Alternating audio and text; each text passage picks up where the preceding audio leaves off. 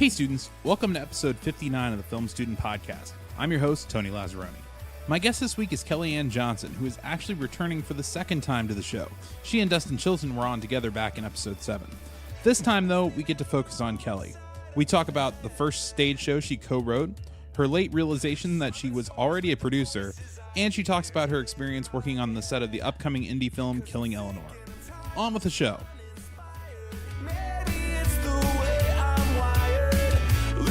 I did the writing program, and then I didn't really know what to do with it, with like having done that. And my friend from the writing program and I liked TV and film, so we took the history of film. Yeah. And then one day Jack came in and was like, "Hey, we're opening a film school. You guys should all consider it." And gave us these little postcards. And then a long time later, I was like, "Hey, Jack, can we get coffee and like talk about this?" And so yeah. And then I filled out an application like halfway, and I just never turned it in. Like, I got really scared of making the video like resume part was just like too much for me. So had you done anything prior to that, or other than that? Just class? Writing, and then so I did the writing program, and then I took like random other classes here, and then I produced and wrote like 3 different sketch shows at Second City. Mostly at Second City. We took one to the Revival down in Hyde Park. Oh, okay. I was like, the Revival? What a Revival? It's called the It's like the a Revival. smaller theater that I didn't know existed until... So we did it. It was the show... My first show out of the writing program was called This American Lie. And we were really lucky because we got Anthony LeBlanc to direct it. Oh, wow. And he was my director for Writing 6. Okay. And we were just kind of like, "Hey, do you know any directors?" And he was like, me. So we were really lucky, and we got him to direct it for us, and it was a great show. And so the cast, it sold out every night, and the cast and the writers, we were like, "Hey, let's do it again." So we took it. Who all was in that cast? My really good friend Emily Harold. There was Anna Silva, who was just in Diagnosis Boring. Okay. Another HRFS web series. Yeah, I had Frank and Mike on to talk about that one back right before it launched. And then there was Jesse Mueller. I feel really bad. I'm like going really slow. Oh, TJ. Okay. I feel like I'm missing people. Oh, Rebecca Gold. She's done a couple of my stuff. Okay. And another guy, Jeff. He moved back to Missouri. Okay. So a handful of people. Yeah, I think that's it. Yeah. I'm probably forgetting someone, and I feel really bad. Oh, I do the same thing. Anytime somebody's like, "Hey, run off the list of people you took your first improv class with," and I'm like, I can remember like 4 of them out of I know. I'm like, 12-person class. Now I feel really bad. Oh, and Wanjiku. Wanjiku Kurao. She's done a couple other things around town. She's great too. Mm-hmm. Nice. So yeah, it was a fun group, and we just really liked it. And then when that was done, we did another show, and then it just kind of got to the point of, okay, we're kind of making money off of this, but like enough to be like, hey, we're all going to go out and get a round of drinks or a dinner, like a really nice dinner or something, but not to live. So then I kind of realized if I wanted to try and do it to live, it probably needs to be on a screen, and I have no idea. Yeah. No idea how to start that. Yeah. And so your primary role in that one was just writing, or were you performing, or? We just wrote it, and it wasn't until much later that I really realized, oh yeah, I produced that. Right. Because we were just like, we want to write a show and we want to make a show, so we just did it. And we were in the mindset of, we did the writing program, so we wrote it. And then once, I think I was talking to Angie Gaffney here, and she was like, yeah, you produced that. Like, you're a producer. And I was like, oh, okay, cool. Yeah, I guess I did. Like, we did all the marketing and the hiring and the casting and the coming up with like this, what we wanted the show to be. And you didn't just produce, you executive produced. Yep. Yeah, possibly even showrunner, depending on what the... But yeah, we usually let our directors make the running show order. Yeah, running order. Interesting. But it was fun. It was like a great learning experience that, it's like invaluable of the people I met. And then it helped a lot with different things inside of Harold Ramis that I didn't even really know. Yeah. And especially just working with Anthony, I picked up so many things that I didn't even realize I was picking up until we were in classes here with like Jack or Matt Hovde and he's teaching it. And I'm like, oh, wait, that's what I do. Yeah. And I was like, oh, I probably got that from Anthony. Like, not probably. I definitely got that. And had you done before any of this, like any like high school theater or anything like that, or? Kind of. I did high school theater. I did like the spring musical. Yeah. I was always in the chorus. Yeah. I danced growing up, but I was never like, I never had a speaking role in anything in high school. No. Yeah. You were around it. You weren't necessarily front and center. And yeah, it was like a fun thing to do with my friends after school, and that was kind of it. Yeah. So what? It's a big jump to go through this program. From not necessarily having a background in it. What was going through your head as far as why? Like the reason for taking the plunge? Was it just unhappy with the world you were in? Was it having like a specific grand vision of what you wanted to do? Yeah, I think. Yeah, I was working in finance. I worked in finance for a while, and I just didn't like it. And I was working really long hours. And it actually took a friend of mine. We'd both just started new jobs. She was working from home, and I was working in an office of like 5 people. So we took the writing class here to just meet new people. And then I was at work, and it was just one night, and I was there until like 11 o'clock or midnight, something super late. And I was also trying to fit in writing a sketch for that week in writing. And I was like, if I'm going to put in all this time and energy to something I don't even want to do, like, why not just put it into the thing that I want to do that I was avoiding because it takes a lot of time and energy and it's really hard to do. So it's like I'm already doing it for something I don't care about. I'm already doing all this work. Why should I not just do all the work? And growing up, like, I loved TV, and I remember when I was really little, I really thought that like the Tanners were a real family that just like had cameras in their house. And I was like devastated when I realized like they weren't. Like it was all scripted and it was on TV. But then I was also fascinated. There's 2 Michelles. Yeah, I was also just really fascinated with it, but I was just kind of the thing of, oh, that's a really hard career, like don't do that. Yeah. And that I think you and I come from a more similar generation in that perspective of like this was something that was difficult to break into without a lot of expense or a lot of stuff being handed down to you.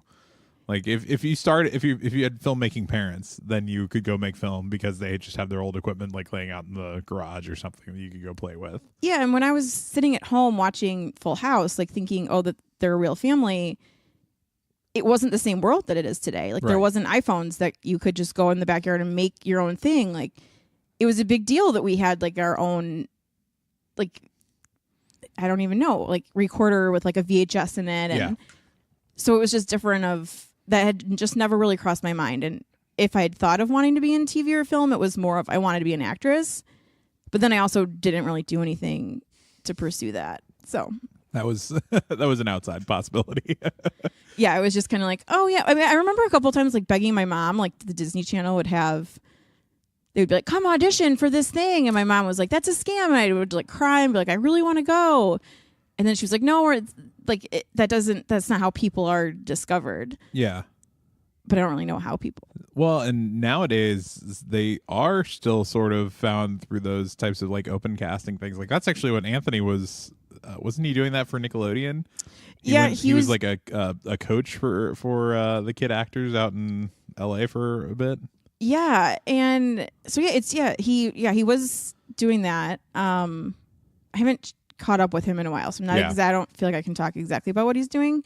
Well, and he was out there, I think, until only recently. So, and I don't know if he's going back. I feel like I can say this because he put it on his Facebook. But he is now working on the revival of All That. Oh, right, yeah. So, I did hear about that, which is also surreal because that was actually It isn't until now, like looking back, that I realized how much I loved that. And me and my friends we would act out everything that we saw and all that. Yeah. And how much I loved Amanda Bynes, which is kind of sad and tragic now. I feel such great potential. It's but not sad and tragic in so much as you liked her at that point in time, because at that point in time she was kind of killing it as far as. Oh no, I mean sad and tragic that she's no longer killing it. Yeah. Maybe one day. I think the world of child actors is just it's claimed so many. there are very few, you know. Who am I thinking of? Barney from Neil Patrick Harris. Yeah, Neil Patrick Harris. There's so few stories of the Neil Patrick Harris types out there compared to the thousands of people that have gone in and disappeared afterwards. Yeah, so that was, but yeah, it was just kind of like this pie in the sky dream of like, oh, there's the entertainment industry, but like no one can touch it. Yeah. And so I don't really know why when people are like, oh, go into finance, it'll be really hard. I was like, yeah, I'm going to fight for this and not the other thing. So I think even just coming here, actually, one of the real moments that was like eye-opening to me was I was in the writing program, but I was driving to Michigan and I bought the audiobook, about Tina Fey's audiobook and Amy Poehler's. I don't remember which one it was. I think it's in Amy Poehler's. And she's talking about being at I.O. Mm-hmm. And her and Tina were like...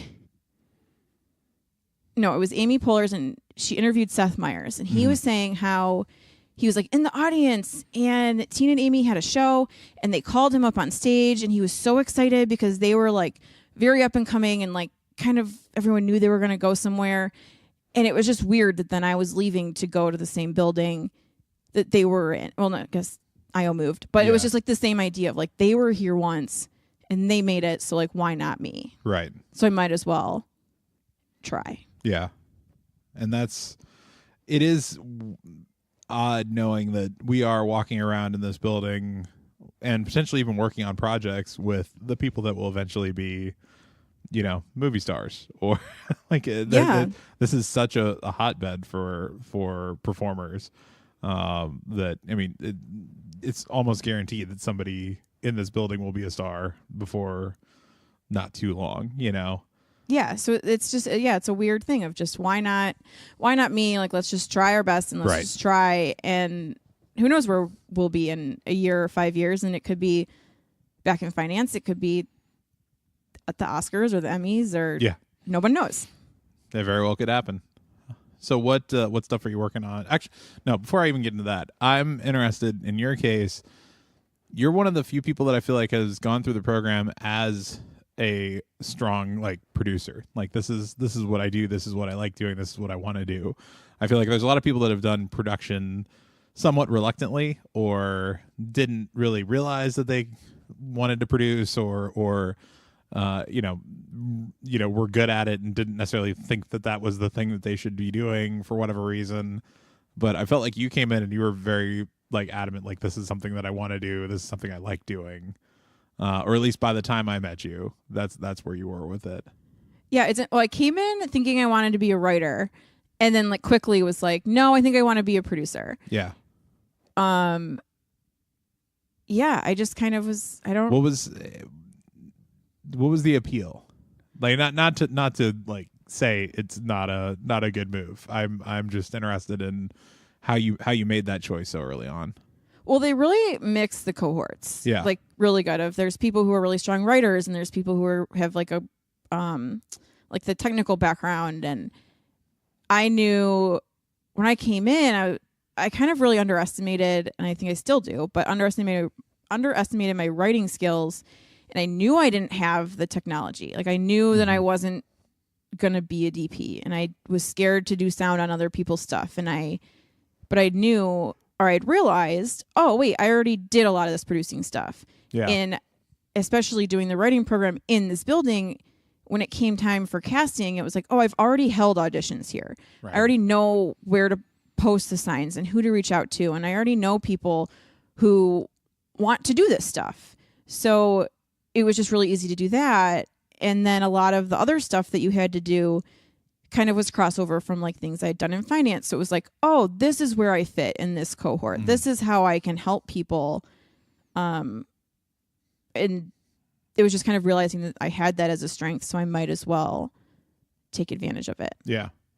And you've gone on to do some stuff after Ramis so far. Yeah. What? Like what? So I was really lucky. Right after graduation, I worked on an independent feature, Killing Eleanor. Mm-hmm. It was low budget, but it had a great cast. A lot of people who, when I saw the cast list, I was like, I don't know anybody. And then as soon as I started Googling them, I was like, oh, wait, I know that person and that person and that person. And so it was just really fun. Yeah. To like get to see, like, I don't know, to be around things in a bigger aspect of everything we're doing in Harold Ramis is we're all kind of figuring it out as we're going. Mm-hmm. So to be on a set where you're around people who know what they're doing right. was just a different experience. Yeah, it was a different experience to be around someone who not only was like there to specifically to do sound, but who loved doing sound and who knew what they were doing, which is kind of the opposite of Harold Ramis, where we have a lot of creatives and it's like, okay, I guess I'll do this thing for you. But it was great seeing how that world like operates. Yeah. I keep on pitching, like doing a workshop here that would be like, you know, some of the technical things, but for the person that is at the level of, I just don't want to screw up somebody else's project. Like I don't want to get deep into audio or Which deep was into film. level. It's it's just going to be like, I don't want to break somebody else's thing if they stick the recorder in my hands. Yeah, definitely. So yeah, it was just really fun to do that and to see how things operate. And then to also kind of, this is not me. I mean, this will happen on any project, but to see what people higher than me did when or if there was an issue. Mm-hmm. Like no project's ever going to be perfect, but to see like if there was something of like, oh, these are the things this is how we solve it, or these are the puzzles that we need, these are the things we need to worry about, and this is why we're worrying about it. I had no idea of, oh, if you go over X amount of hours, now you have to buy a second meal, or you like just dealing with actor contracts or just different things. Like it was a whole like eye-opening experience that on the Harold Ramis level you didn't deal with. So it was just really great to like see it all and like kind of then have a new goal of like what I want my next productions to be. Yeah. And is Killing Eleanor, has that come out yet?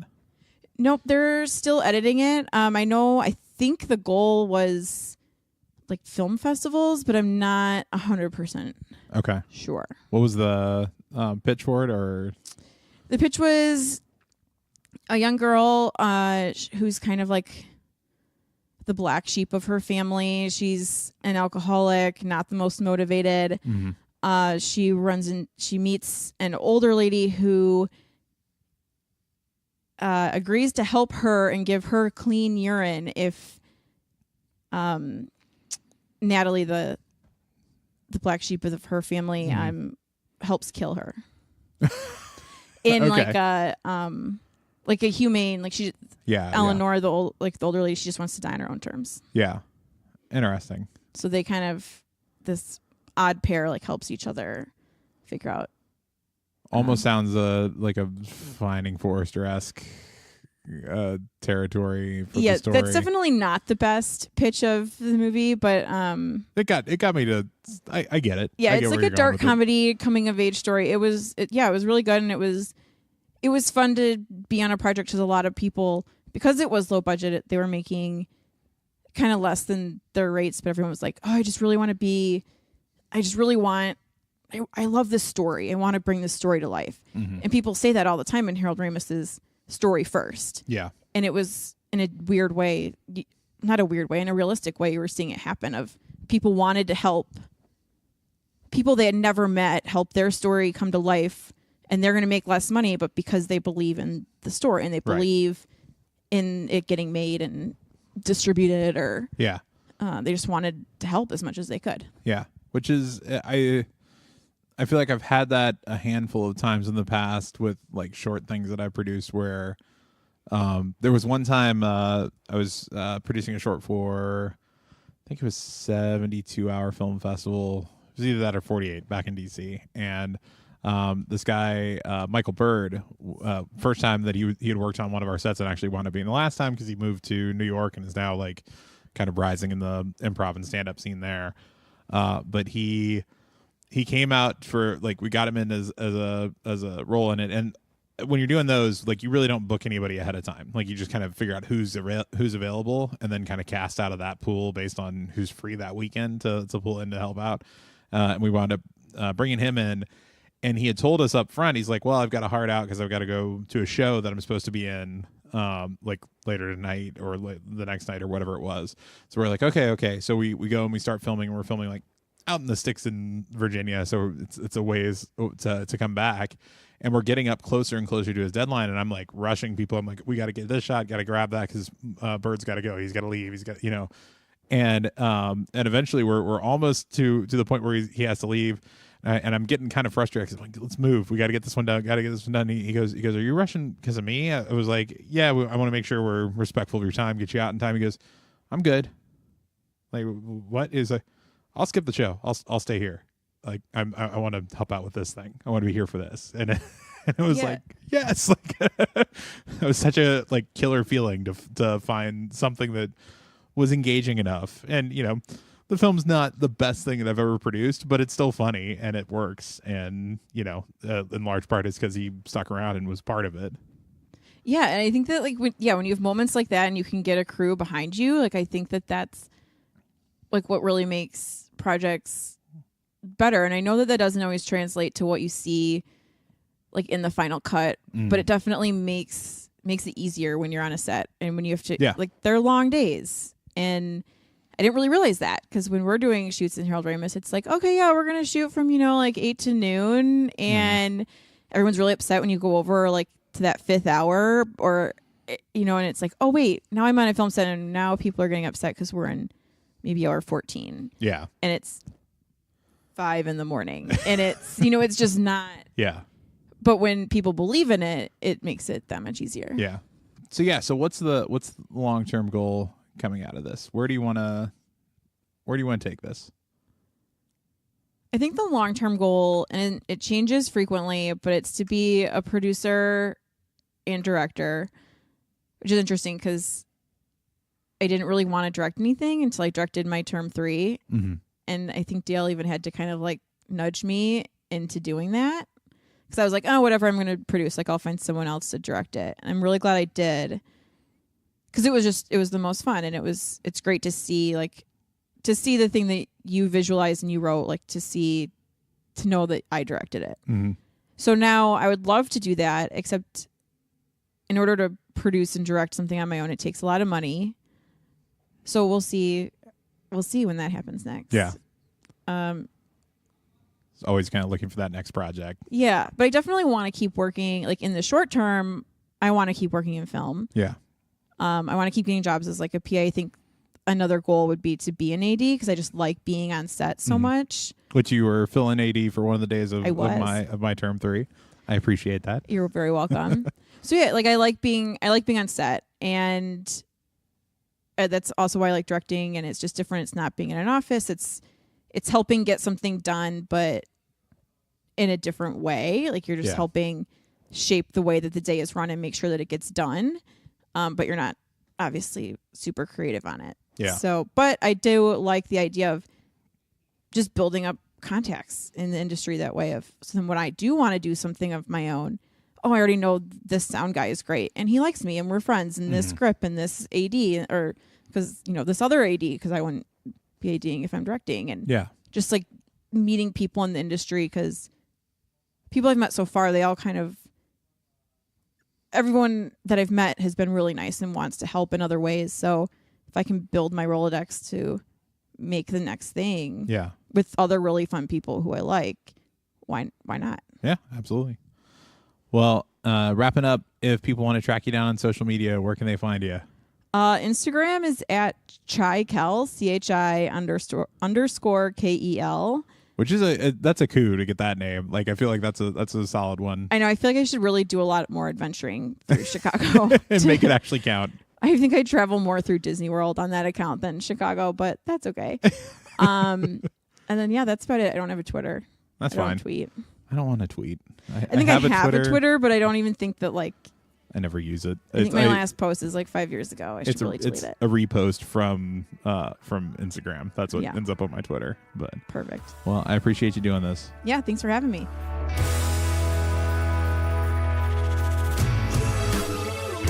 that was Kellyanne Johnson. Thank you to Kelly and to the Harold Ramis Film School and the Second City staff for their help. The song on this week's episode was Better Things by the Great Heights Band. You can find more of their music now on iTunes and Spotify. This show is recorded and edited by me, Tony Lazzeroni. If you want to hear more from me and my classmates, teachers, and a few special guests, make sure to subscribe to the podcast. If you have questions or comments, send us an email at filmstudentpod@gmail.com or find us on Twitter and Instagram at filmstudentpod. And be sure to check out some of my and my classmates' work at filmstudentpod.com, where you can also find links to all of our past episodes. See you all next week. Class dismissed.